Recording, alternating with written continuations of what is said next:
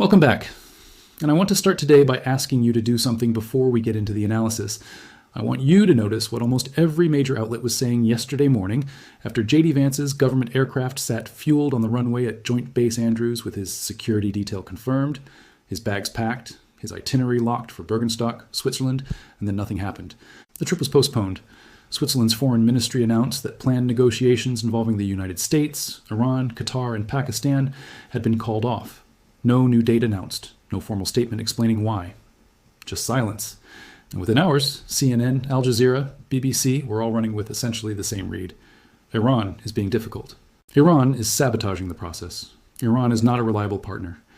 A former U.S. Assistant Secretary of State went on Al Jazeera and said with real confidence that Iran, linking Lebanon to the nuclear negotiations, was a very unwise decision and would blow back in Iran's face. I want to be direct with you. I think that entire framing is wrong. Not wrong in a minor interpretive way, wrong in a fundamental, structural way.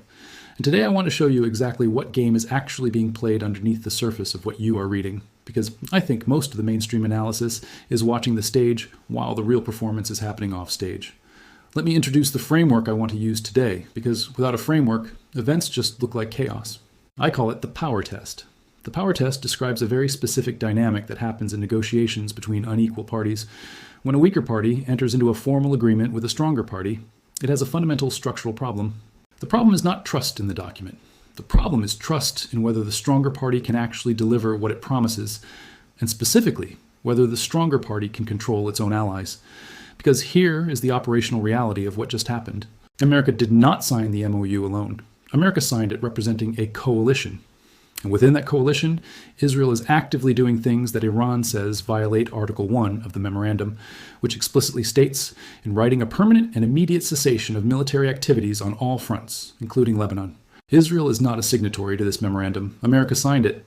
But according to multiple confirmed reports, Israeli strikes in Lebanon killed at least 47 people in the 72 hours after the signing.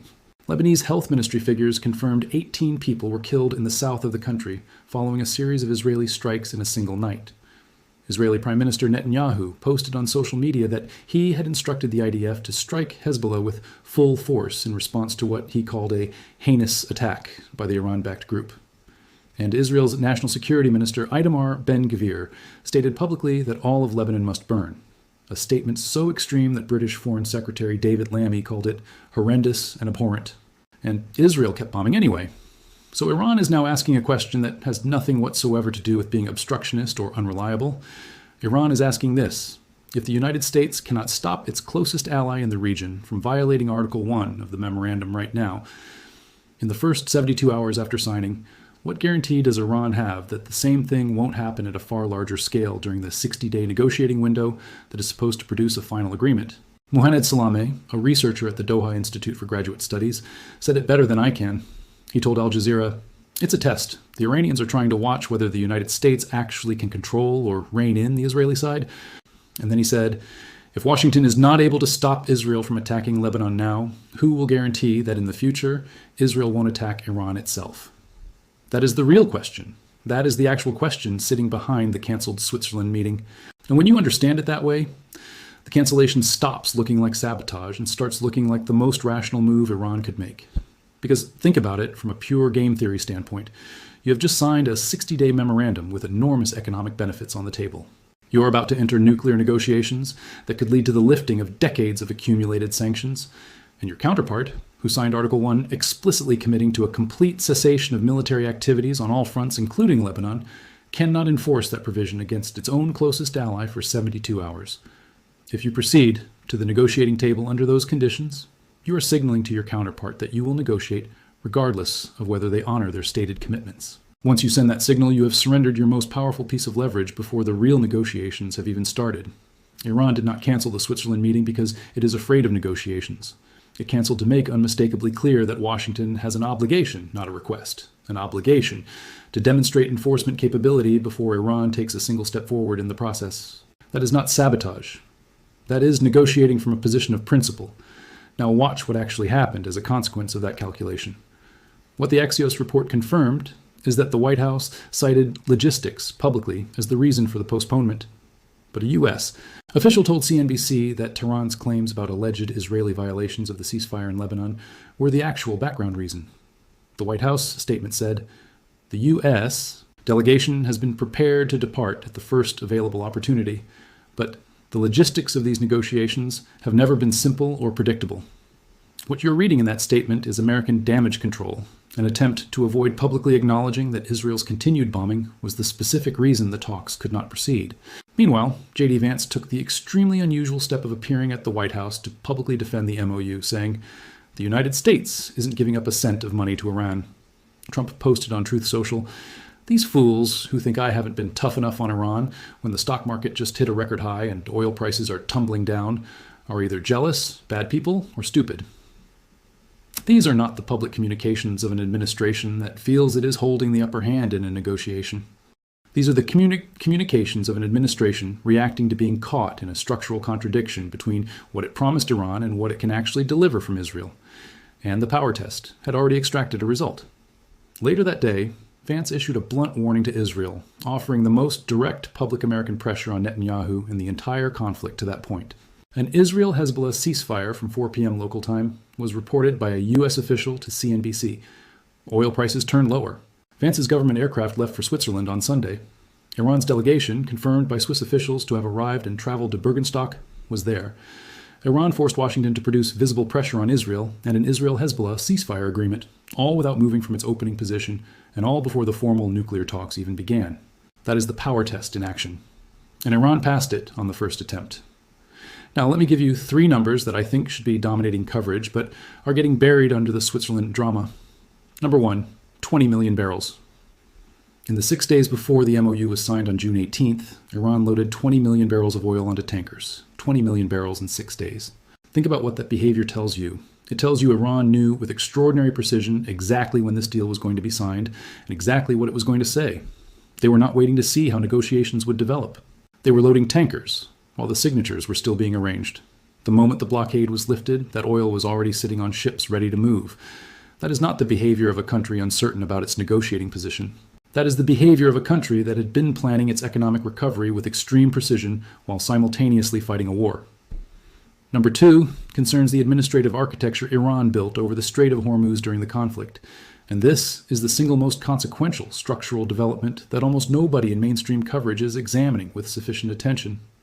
Iran's Persian Gulf and Sea of Oman Authority, the PGSA, has issued a new set of transit regulations for the Strait of Hormuz. Under these regulations, any vessel wanting to transit must submit what PGSA calls a Vessel Information Declaration containing 40 separate line items, submitted at least 48 hours in advance, with the vessel required to follow a specific route designated by the PGSA that runs through Iranian territorial waters, and the vessel must carry PGSA-approved insurance. For the 60-day MOU period, all of this is free. Iran is covering the costs. But here's what matters. The entire administrative architecture, the submission system, the approval process, the route designations, the insurance framework is already built. It is live. It is operational. All Iran has to do on day 61 is flip a switch and announce these services now cost money. And every ship that wants to transit the strait carrying 20% of the world's oil supply will have to pay, not to a neutral international body, to Iran. This is not speculation. PGSA officials have already publicly stated that fee structures for after the 60-day period are being prepared. And what Iran built during this conflict is de facto sovereign administrative management of the most important maritime choke point on Earth. And it built that architecture while the world was arguing about whether the deal was fair. Number 3, 60%. That is the approximate share of America's Patriot missile stockpile that was expended during the Iran war. More than 60% gone. According to Wall Street Journal reporting, rebuilding that stockpile to pre-war levels will take approximately 6 years. 6 years. During which time, America's ability to defend against ballistic missile attacks in any other theater, including supporting allies against China in the Pacific and Ukraine against Russia, is significantly degraded. Add to that over 1,000 Tomahawk cruise missiles fired during the conflict. More than 40 U.S. military aircraft lost or damaged.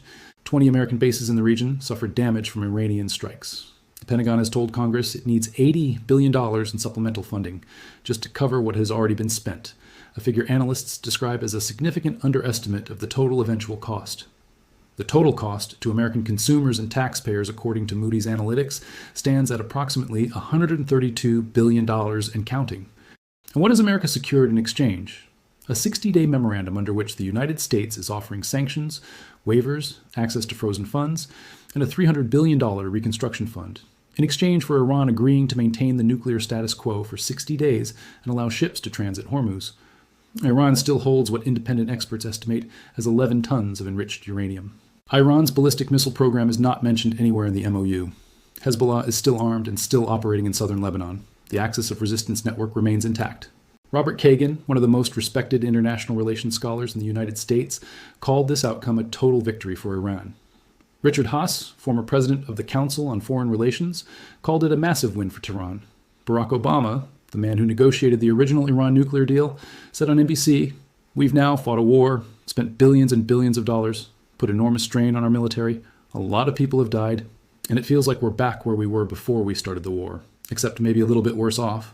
Well, that is a former American president saying the United States is in a worse strategic position after this war than before it. I want to present the Steelman against this analysis fairly, because intellectual honesty requires you to hear the strongest version of the opposing argument. The case for American success goes like this. Trump achieved things no previous American president had managed. He eliminated Khamenei on the first day of the conflict, the supreme leader who had defined Iranian foreign policy for decades in the opening hours of the war. He destroyed significant portions of Iran's nuclear infrastructure, confirmed by the IAEA as enormous damage at Fordo, Natanz, and Isfahan. He forced Iran, a country that had refused for years to engage in direct bilateral talks with Washington, to sit down, negotiate, and sign a formal written agreement. He reopened the Strait of Hormuz, restoring the flow of 20% of the world's oil supply and driving Brent crude back to pre-war levels in the mid-$70 range. The comparison to Nixon going to China is not unreasonable. Nixon was savaged at the time. Reagan was attacked for negotiating with the Soviets. Both are now regarded as strategic masterstrokes. That is the Steelman, and it has real internal logic. But it cannot explain why Iran retains 11 tons of enriched uranium with no requirement to reduce it. It cannot explain why Iran's ballistic missile program is completely absent from the MOU. It cannot explain why Hezbollah, after everything that happened, is still armed and operating. And most importantly, it cannot explain the Hormuz administrative architecture Iran just built. Because what Iran demonstrated in this war is something that no amount of conventional military superiority can counter on a permanent basis.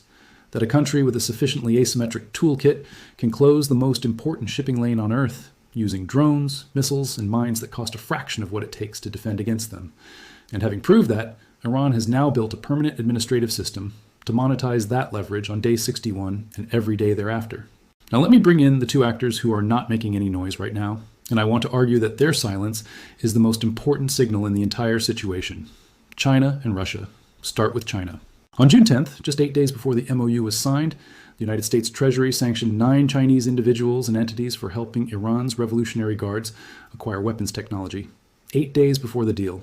What was China doing during the 107 days of this conflict alongside those sanctions? The Bloomsbury Intelligence and Security Institute confirmed in a detailed April 2026 analysis that China transferred YLC-8B anti-stealth radar systems to Iran following the outbreak of the conflict in March 2026, introducing long-range UHF detection capabilities that directly undermine U.S. and allied low observable air operations in the Gulf. The YLC-8B was developed by China's Nanjing Research Institute of Electronics Technology and operates in the UHF band. It can detect and track aircraft at over 500 kilometers range and missile threats at over 700 kilometers. It is specifically designed to detect stealth aircraft, including the F-35 Lightning II and the B-2 Spirit. The BICE analysis confirmed that multiple units have been integrated into Iran's layered air defense network alongside Russian-supplied S-300 PMU-2 systems, supporting earlier warning and queuing functions across the entire defensive architecture. Defense Security Asia reported that the system effectively counters the Israeli shoot and scoot tactic, and that earlier detection compresses decision cycles and forces attacking forces to commit additional assets to electronic warfare. Think about what China just did without firing a single shot or deploying a single soldier. The entire foundation of American and Israeli air superiority in any future conflict involving Iran rests on the assumption that stealth technology makes those aircraft invisible to conventional radar. The YLC-8B directly and systematically challenges that assumption. A future American or Israeli military operation against Iran now unfolds in what the BC describes as a far more transparent, contested, and technologically unforgiving battlespace than previously assumed. And China's motivation for the transfer is documented. China's Yaogan reconnaissance satellites and commercial Jilin-1 imaging network are providing ISR support to Iran, which the Small Wars Journal confirmed in its March 2026 analysis of Chinese-Iranian intelligence cooperation. Additionally, China guided Iran's complete transition to the Chinese Beidou satellite navigation system as an alternative to American GPS, closing a critical vulnerability that Mossad and CIA had been exploiting to track Iranian targets inside the country. China is simultaneously buying 80 to 90% of Iran's oil exports, has been providing Iran with satellite imagery for targeting American military assets, has supplied precursor chemicals for solid fuel rocket production, and now has transferred a radar system that fundamentally undermines American and Israeli stealth air power doctrine. And China's public position throughout all of this is that it welcomes the MOU, calls for pragmatic negotiations, and issues no criticism of America and no defense of Iran's specific positions. Not one public statement about the canceled Switzerland talks. Complete silence. That silence is not neutrality. That is an adversary that has successfully maximized its strategic gains, locked in its intelligence collection on Western military systems, in live operational conditions, protected its energy supply architecture, and is now content to let the diplomatic process run while Iran rebuilds and Washington manages an internally fractured coalition. Russia's behavior during this conflict has been equally calculated and equally underreported. Russia shared targeting intelligence with Iran during the war, the kind that helps identify and hit specific assets, specifically American military infrastructure in the region. And Russia made an explicit strategic offer to Washington that should have generated enormous attention, but largely did not. Moscow said it would stop sharing intelligence with Iran if America stopped sharing intelligence with Ukraine. That is Russia explicitly and formally linking the Iran theater to the Ukraine theater. It is Moscow saying your war in the Middle East is connected to our war in Europe, and the asset that connects them is the intelligence pipeline and the ammunition stockpile. Because here is what almost nobody is saying loudly enough. The Patriot missiles that America expended during this conflict, Ukraine desperately needs those for air defense against Russian missile strikes. The Tomahawks fired at Iranian targets are the same systems NATO was planning to transfer to Germany as part of European deterrence architecture. With a 6-year timeline to rebuild the Patriot stockpile, Russian military planners know that America is operating at reduced capacity for a significant period ahead. Iran, Russia, and China did not need to sign a formal alliance document to pursue a shared strategic objective. Exhaust American military and economic resources across multiple theaters simultaneously, so that when the next major confrontation comes, in whatever form and wherever it occurs, America is already depleted, already divided, and already managing a domestic political coalition showing concrete fractures. The CSIS report on American munition stockpiles, the Wall Street Journal reporting on the Patriot timeline, and congressional testimony from Pentagon officials all point to the same conclusion. The 107-day Iran war did not just cost money and aircraft. It consumed a significant portion of the military capacity that deters adversaries in entirely different theaters. That is the real cost. And Iran, Russia, and China didn't even need to win any of the kinetic engagements cleanly. They just needed America to keep spending, keep burning through munitions, keep writing supplemental funding requests to Congress, and keep explaining to the American public why gasoline costs $4.56 a gallon. Now let me address the 60-day structure of the MOU itself, because I think most people are not paying enough attention to what the architecture of this agreement actually incentivizes over the next 2 months. Article 13 establishes a sequencing mechanism. The detailed nuclear negotiations, the hard substance that actually matters, can only begin after the initial American concessions have been confirmed as implemented. Those initial concessions include lifting the naval blockade, granting sanctions waivers for oil exports, and beginning the unlocking of frozen assets. In other words, Iran gets the financial relief first. The hard negotiations come later. And here is the game theory implication of that sequencing. Iran has no structural incentive to rush the nuclear discussions. Every day that negotiations continue without conclusion is another day of oil revenues, another tranche of unlocked assets, another shipment of goods flowing across borders that were closed for months. The longer the 60-day clock runs, the more Iran accumulates. And the MOU is explicitly extendable. Ali Vaez of the International Crisis Group said with notable honesty, probably both sides are going to remain in MOU land for a period of time. MOU land. a kind of diplomatic limbo where neither side has to make a hard decision, but one side is collecting revenue and rebuilding military capacity, while the other side is trying to hold together a domestic political coalition fracturing from multiple directions simultaneously. Speaking of which, 65% of American adults disapprove of Trump's handling of the Iran war, measured before the MOU terms were fully public. 92% of Democrats disapprove. But more importantly, 28% of Republicans also disapprove, which, for a Republican president's foreign policy initiative, is a structurally significant number. Republican Senator Roger Wicker, chairman of the Senate Armed Services Committee, said the MOU traded away the gains of Operation Epic Fury. The pro-Israel advocacy organization AIPAC said it cannot support the deal as currently structured because it lacks enforcement mechanisms. And the Iranian Supreme Leader's message stated that Trump signed this agreement out of desperation after exhausting every available source of pressure. An Iranian parliamentarian said that in the upcoming negotiations, Iran must act in a way that America never feels the Islamic Republic needs negotiations with the United States. Iran's negotiating strategy for the next 60 days is to project strength, not urgency. Where does that leave us? Let me give you 3 concrete things to watch over the next 72 hours, because abstract predictions are not useful. The first, watch whether Araghchi actually participates substantively in the Bergenstock talks, or whether the Iranian delegation attends in the mode of monitoring American behavior rather than engaging in technical negotiation. Iranian Foreign Ministry spokesman Esmail Bagay confirmed before the talks that Iran's main focus would be the ongoing war between Israel and Lebanon, not the nuclear file. Iranian President Pezeshkian said on the morning of the Swiss talks, "What is certain is that we will never back down from the right to enrich uranium, and the other side is also forced to accept it." If those positions hold inside the room, the Swiss talks are not a negotiating session. They are an extended power test, a continuation of the same calculation Iran made when it forced the Friday postponement. The second, watch what the IRGC says publicly about the use of unfrozen assets. General Vahidi and senior IRGC commanders have already publicly stated that released funds will be directed toward defense spending and military reconstruction. If those statements continue, Iran is directly and publicly telling you that it is not planning to make serious nuclear concessions during the 60-day window. You do not rebuild your weapons program and simultaneously dismantle it. Those 2 trajectories are not compatible. The third, watch Washington's actual behavioral capacity to constrain Israeli military operations in Lebanon in the days following the Bergenstock talks. Rob Malley, former U.S. Iran envoy, said, "The problem is that the U.S. doesn't really seem to know what it wants other than to scramble repeatedly to salvage the deal. Trump reportedly had very heated phone calls with Netanyahu. Heated phone calls and actual behavioral change are 2 different things." Israel maintained a security buffer zone covering roughly 14% of Lebanese territory at the time of the Switzerland talks. If that zone remains in place and Israeli operations continue in Lebanon after the Bergenstock session, Iran has its answer to the power test, and its answer is that Washington cannot deliver on Article 1. The conservative Iranian newspaper Etela'at described the MOU as more the beginning of a new phase of managed rivalry than the end of a crisis. That is the Iranian establishment's own description of what they just signed. Not peace, not victory, managed rivalry.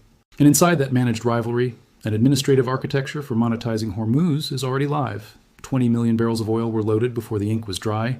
A Chinese anti-stealth radar network is now integrated into Iran's air defense architecture, and a 6-year Patriot stockpile reconstruction timeline is running. The real question is not whether J.D. Vance made it to Switzerland. The real question is the one that the canceled Friday trip answered more clearly than any document could. When Washington is not able to stop its closest ally from bombing Lebanon in the first 72 hours, after signing an agreement that explicitly prohibits exactly that, who will guarantee that in the future Israel won't attack Iran itself? And if Washington cannot answer that question satisfactorily by the time the 60-day clock expires, the answer that Iran, China, and Russia have already prepared for what comes next is not a diplomatic one.